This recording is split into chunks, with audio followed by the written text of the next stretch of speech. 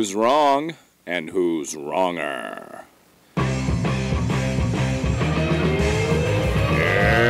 this corner, followed by millions, James the Exploding Unicorn Breakwell. And in that corner, ignored by millions, Steve Dash Rinko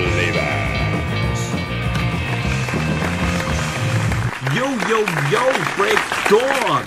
What's up? The master tweet blaster, the thespian with the golden pen, the exploding horned unicorn. What's up, JB? So, for the record, if I knew you were going to say any of that, I would not be on this podcast with you right now. Also, who the hell are you calling? I'm on the hold with Domino's right now. I'm on the road. There was a thing, they've got the new bread twists and they're delicious, the garlic knots, and I can't stay away from them, and they're busy. It's nighttime and people are here in New York. I'm in Poughkeepsie, New York, and you know how they love their Domino's here. How much did Domino's pay you for that? Did you earn more or less than the Guam Quarter of Fate? Oh, I got some bad news on the Guam Quarter of Fate. Don't say it. Do not say it. We, this evening, have the Maryland Quarter of Fate. Oh! 71 episodes in, and I finally forget the Guam Quarter of Fate when I'm on the road. Oh, this isn't even the same podcast anymore. This isn't wrong and wronger. This is wronger and wrongest. This is a level beyond where we normally are. I can't even talk to you right now, which is just as well because you're just trying to talk to Domino's. So maybe we should just sit here quietly and listen to your hold music. It's Girl from Ipanema, so it'll be playing for a while. All right, start us into this. Song. I have no idea. Just start us into this cursed podcast. It can only go downhill from here. Oh, that's right. So, welcome to Wrong and Wronger, everybody. I am your favorite co-host, Steve Olivas, and that guy over there, the guy that's not decked out for bad assery tonight, is James Breakwell, the Exploding Unicorn. And you have stumbled upon the podcast where we argue about topics that mean nothing to anybody, but everything to everybody. And James, tonight, what are we going to debate? We, I believe, agreed 30 seconds ago to discuss French fries versus potato chips, the age-old battle. There was a little bit of discussion about whether we would go French fries versus onion rings or French fries versus potato chips, and you came down hard on the side of it's got to be potato chips. What was your beef with onion rings? I think they're too similar. That was my beef. I think that you're basically arguing the same thing. One has potatoes inside it, one has onions inside it, and it would be like a 30-second debate, which many of our debates are because I win so decisively. By the way, how about my crushing victory last week? God dang. I tell you what, I'm starting to develop like a complex over here. I feel like Alfred Adler with an inferiority complex. I'm getting beat like a rented dog every week and it's making me think that your people were just voting for me because they wanted to see your penalty videos, and now that they that's lost been that removed. Incentive. Yeah, you got no hope. And the thing is, I think more of your followers vote than my followers vote. You've got a passionate crew, but they just hate you. You're just wrong. Also, your guerrilla arguments were horribly insensitive. Nobody cares about Grape Ape, and that argument has been put to rest once and for all. Rest in peace, Grape Ape.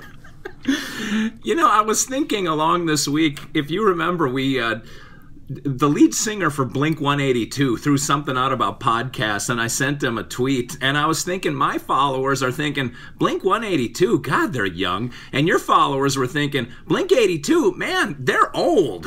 And the Magilla Gorilla, God, the Magilla Gorilla Grape Ape argument kind of hit that same demographic. My people are like, oh yeah, Magilla Gorilla and Grape Ape, and your people are like, you're making that up, come on. Grape Ape, I looked him up afterwards. He was only in like 16 cartoon episodes ever, or like 16 20-minute episodes of his own and like 2 guest appearances somewhere.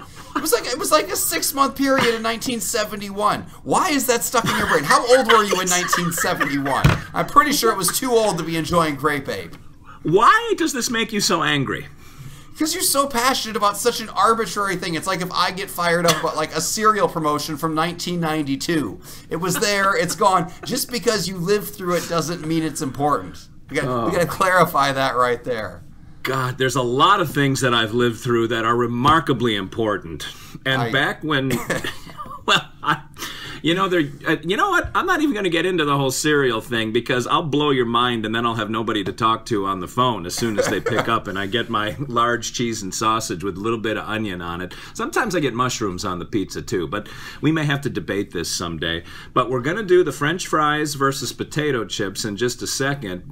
We have to table that for the moment because we exchange compliments every week. And James, they've moved on to Inagata Davida, by the way, so this podcast must be running long. This one is going to go another 8 minutes, so we'll be okay. But James, I want to listen to the compliment you have for me, because this has been a rough week for me, and I'm going to need you to be the wind beneath my wings. And so I just can't wait to be lifted toward the heavens by this. So I want to compliment you, because you're going to be up in my neck of the woods in a week or two, and you for some reason thought I would be free on Halloween night, my busiest night of the year, by far. I only had kids so I could go trick-or-treating, as you know from my email list. Also, as you know from my email list, I'm going to have to be moving some furniture soon. And you said, hey, I could help you move furniture because we've got to move some furniture from the second floor to the attic where we're finishing a bedroom. And I thought, wow, that's nice of Steve. Like, suspiciously nice of Steve. Why would he offer that? And then I thought, wait a minute. Steve is moving his entire house. Like 35 rooms in the palatial Steve Olivas mansion from one place to another. I thought, that's what he's doing. He thinks if he drives up here to help me move one room, I'm going to go there and help him move like 75 semi-loads worth of golden ivory furniture. That's what you think with that. So I would like to compliment you for thinking 2 steps ahead in your chess game of trading favors. But this is checkmate. You're not helping me. I'm not helping you. We're moving our own stuff. Hoopin is the verb that you used in that sentence, English major.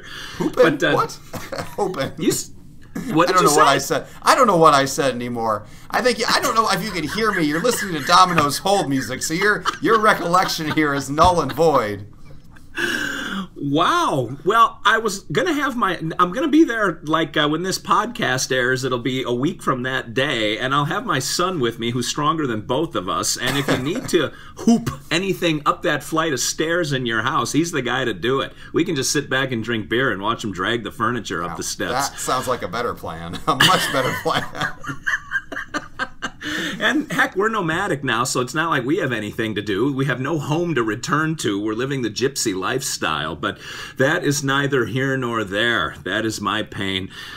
My compliment to you, James, I've completely forgotten. It had to do with your newsletter this week that I read at like midnight last night because you can't put that thing out at a decent time when normal human beings are awake. But I guess I'll compliment you on the fact that you don't sleep. And I don't know, you're neither vampire nor rock star nor necessarily real functioning human because you're up morning, noon, night, and then the overnight hours. You cover all 3 shifts and you don't stop working.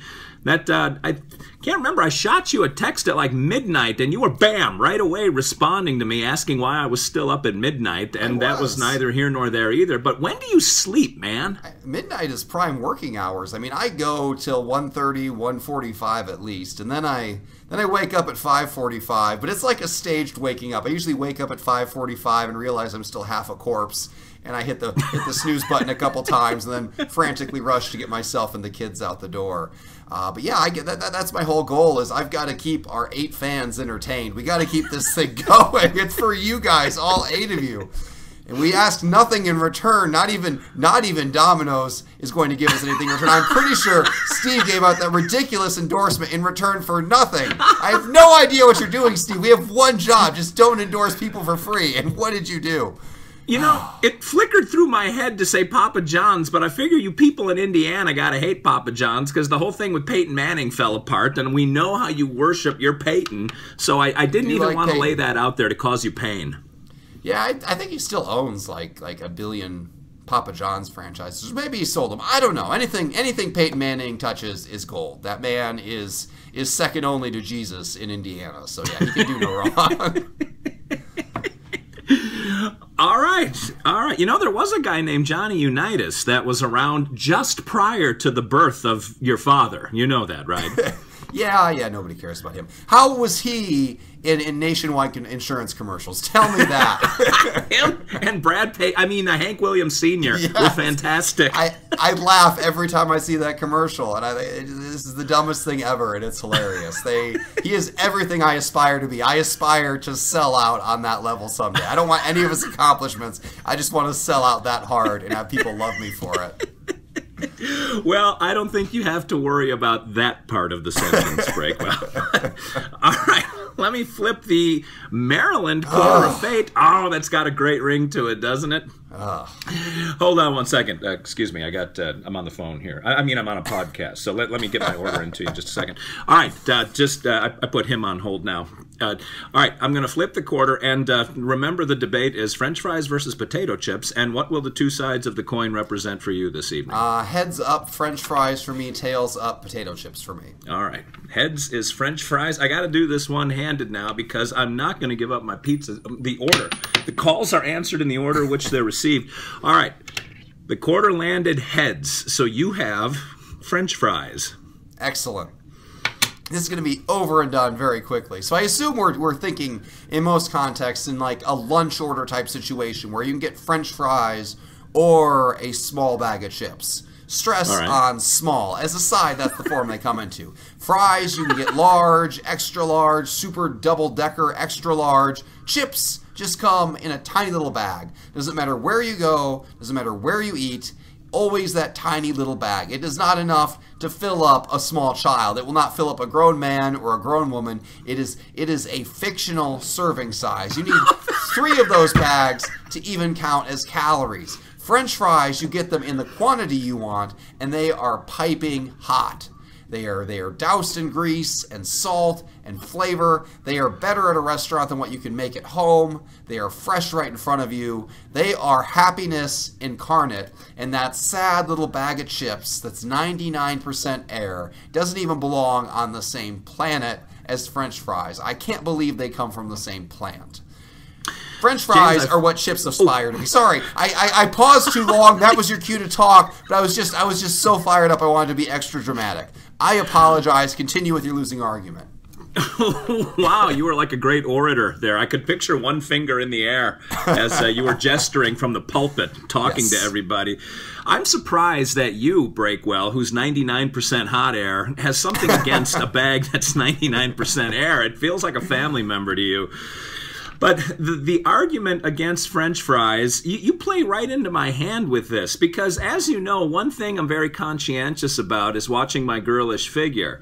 And so all of that heavy, grease-laden, salty heart attack on a basket French fry order is going to kill me long before I need to die because the world needs itself a little more Steve.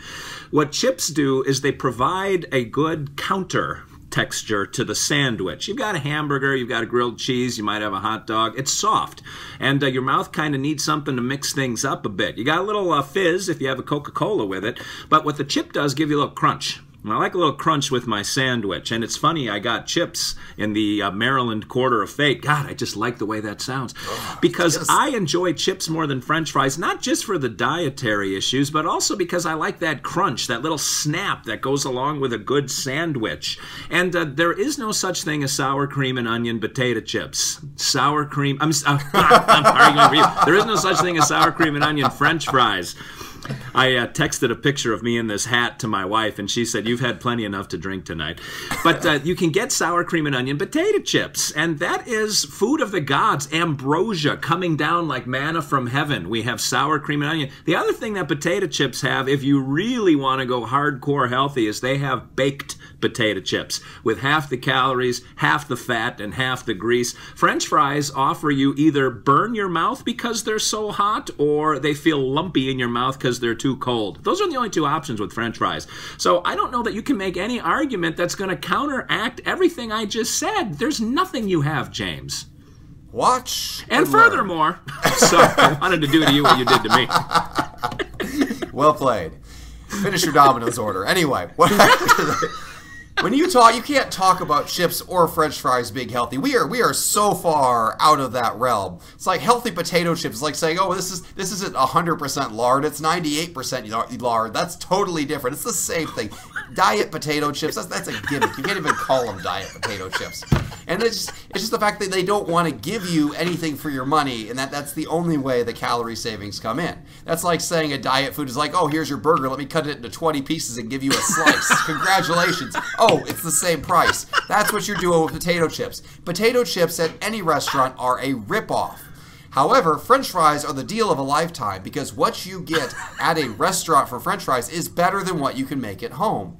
Potato chips are inferior to what you get at home because at least at home when you get a bag that's 99% air, at least that bag is a lot bigger, so there's a few more potato chips in there. You get a giant jumbo bag of chips at home for what you get for that tiny little lunch-sized snack at your deli, where they charge you, what, like $3 for chips depending on where you're at? I mean, over in your neighborhood with your various mansions, maybe $4 for you. It's out of control. I don't know who would pay those prices. And seriously. Don't either. And I already said that, we're not going to mention brands because they're not paying us, but guess what? I'm going to drop a few brands anywhere. We're going to cancel out the brands, and then nobody will pay us. But what about McDonald's French fries? Those are the greatest French fries on the face of the earth. Many have tried to compete. There are so many French fries. Every restaurant out there has its own. They've got some that are home-cooked, artisanal, all that. No, McDonald's French fries are the best French fries, and they're the cheapest French fries, and they come in the largest quantity. That is, I cannot think of a better development in Western civilization than McDonald's French fries. And I will put those up against any potato chip on the face of the earth. If you put those in front of a 5-year-old, McDonald's French fries and any potato chip, they pick the fries every time. If you put those in front of an adult, they pick the fries every time. The only person who would pick the chips is you, because you were ordered to by the blasphemous Maryland the Quarter, which doesn't even count. What is that? What is Maryland even a state? This is ridiculous. What say you, Steve? McDonald's French fries aren't even the best French fries out there. Yes, they are. Arby's curly fries are far superior. Oh, every time I eat, though, okay, I admit I do love Arby's. I love all fast food, as you can tell by my incredible physique. But I gotta say, every time I eat Arby's curly fries, I feel like there is a lead weight in my stomach for the rest of the week. Unless Arby's is looking to sponsor me, in which case your fries are the best. But otherwise, yeah, they're good on the way down, but they sit so heavy. McDonald's fries, there's no regret. There's just happiness. Have you ever seen the bottom of a bag that if that fry container dumps, like everything that's sopping through the bottom of that bag is what's going straight to your heart and is going to make it seize up on the spot. No, it keeps it well lubricated. That keeps everything moving. So you put grease on machines, Steve. It's science. Wow. Hold on one second, and a small order of wings, please. Just the garlic parm. Thanks. Yeah, no, potato chips are way superior, and we really have to cut the argument off there because we're running late, James, and I'm keeping Jim. Jim is on the phone here, and I've got to get the order in quick. So can you wrap this thing up, or you need me to wrap it up? All right, I'll wrap it up. Let me roll with the dice a few times. If you want to vote for me in the decisive winning argument for and French obviously fries, everybody does. I don't understand it, but all 87, right. Winner right there, 87. If you want to vote for Steve, who could not even put down the phone and finish his order to talk to you, vote for 69. No, we're not going to do. I'm redoing it. I'm redoing. Baby. 68. 68. You don't get that. You do not get that number. All right. And then if you want to vote for me, you're so immature, James. God. I didn't think anything of it, but it's your mind. That was going to be an instant win for you, and we both know it. I had to veto that right there. All right, if you want to throw away your vote. You can't lose. Yeah, exactly. 44. All right, Reggie Jackson and Hank Aaron, number 44. Yes. Yeah, have you heard of either of those fellows? Yes, maybe. I don't know. Wrap it up, all right? Let's get out of here. All right. So that's the deal. 87 if you want to vote for James, and I don't know why you would want to because he's stomped me like a grape for the last several weeks. 68 if you want to vote for Steve, and 69 if you want to really vote for Steve. And throwing away your vote is 44. All right. We got to get out of here. So until next week, and next week is going to be another great episode. I can already predict that it's going to be a great episode. But anyway, this is Steve. Believe it's Dr. Steve for James the Exploding Unicorn Breakwell saying thanks for watching and thanks for listening, everybody. And remember, 2 wrongs can make a right.